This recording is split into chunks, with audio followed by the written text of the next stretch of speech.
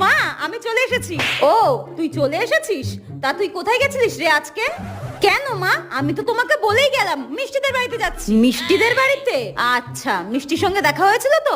হ্যাঁ, মিষ্টির সঙ্গে দেখা হবে না কেন? মিষ্টি তো আমাকে জোর করে মিষ্টি এত এত মিষ্টি খাইয়ে দিল, জানো মা? কত রকমের মিষ্টি তোমাকে কি বলবো। তারপরে সিঙ্গারা, চপ, কত কিছু খাইয়ে দিয়েছে। বাহ বাহ, তাহলে তো তুই রাতে খাবি না নিশ্চয়ই? না না, পেট ভরে আমি খেয়ে এসেছি। আর তাছাড়াও কাকিমা আমাকে না খাইয়ে ছাড়বে নাকি? ওই দেখো, মিষ্টি ফোন করছে বলতে না বলতে। হ্যাঁ হ্যাঁ হ্যাঁ, মিষ্টি ফোন করছে, ধর ধর ধর। হ্যাঁ হ্যালো, হ্যাঁ মিষ্টি, আমি বাড়িতে চলে এসেছি। হ্যাঁ হ্যাঁ চলে এসেছি। হ্যাঁ হ্যাঁ হ্যাঁ, রাখ রাখ রাখ। মিষ্টি,